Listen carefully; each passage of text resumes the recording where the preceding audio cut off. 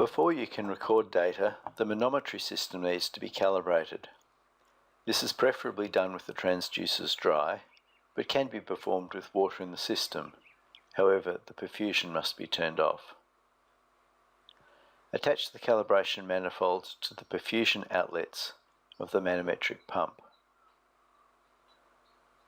Select Calibrate for Manometry from the main menu screen, and you will enter the calibration screen.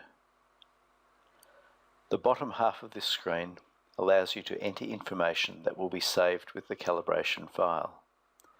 This is pre-populated with default settings that you can change if you wish.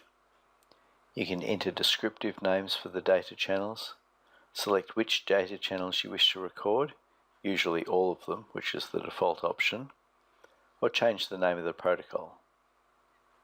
It is not, however, necessary to enter any data. You can just click on Accept Data, which is flashing, to move on in the calibration process. Pressing Accept Data brings up the additions to the screen shown here.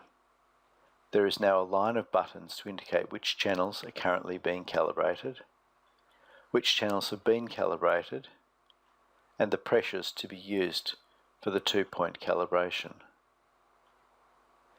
Generally, you should click on All On to turn all of the pressure recording channels on for simultaneous calibration.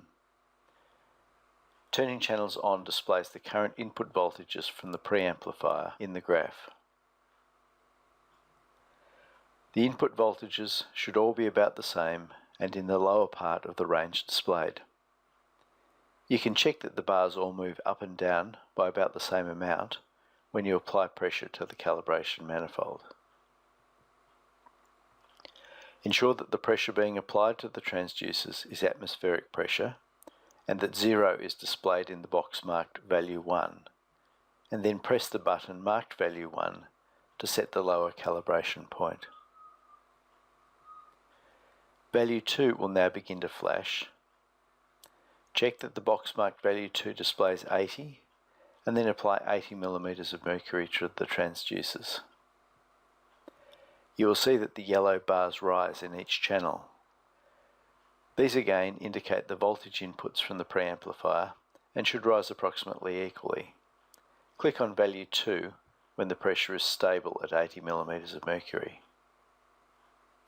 Next, you will see a screen asking whether you have finished calibrating. If you are satisfied with your calibration, select Yes. If you would like to repeat the calibration, select No, do another round, and you will be returned to the calibration screen for another round of calibration on one or more channels.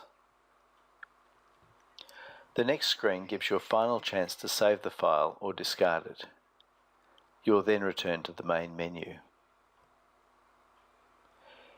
If you wish to look at the values to which you have just calibrated the system, click on View Calibration Data in the main menu, and after selecting a calibration, you will see this screen which shows the data contained in the calibration file, including which channels were calibrated, the gains and offsets, and the values and voltages which were used in the calibration.